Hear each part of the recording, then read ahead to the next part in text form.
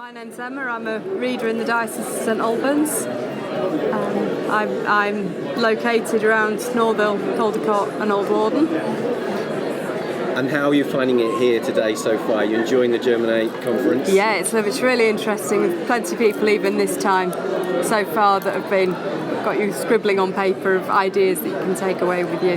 Now you've met Jane Butcher, welcome. Thank you. You look like you've started a conversation between you already. Yeah. You've got something to give away what you're involved in, Messy Church on your shirt, but you've started a conversation with Emma. Just tell us a little bit about that without us intruding on your conversation. Well, we've just been meeting up today. We have never met each other before from very different areas. I work for Bible Reading Fellowship, which is the home of Messy Church, which happens all over the country. So good to be here today, meet people like Emma, to hear what they're doing in their context. So Messy Church, I was talking to Paul a little earlier, Fresh Expressions, about Messy Church, and these are titles that people often hear, but they're not always sure what they mean. So just tell us what Messy Church actually is.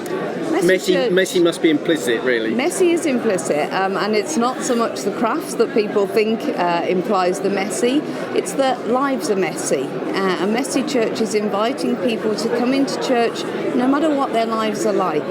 And they're welcome. It's that sense of belonging, that sense of we are here together, to journey together. And do you find that works well in a rural setting?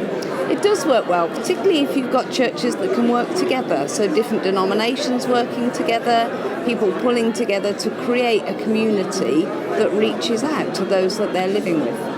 So Emma, in talking to Jane, do you feel like you're picking up a few hints and tips about either Messy Church or just some of the things that she's involved with? Is that the value, really? Certainly. I mean, I'm here to talk about dementia in the church, and a lot of things that Messy Church does can be incorporated into working with people who've got dementia and their carers within an ecumenical setting. Because sometimes it's stimulation, but within a less structured environment. Absolutely. That helps people with dementia, does it? And working with emotions and things, being prepared to draw out families, draw out stories, that kind of thing. So we're in the coffee break. There's a big buzz here. It's a very positive atmosphere. I mean, some people might think that, it's all doom and gloom and, ever decreasing circles in rural settings, but this conference is showing that it's very much the opposite, isn't it? That's it. And for some of it, it's reconfirming that what you do is right.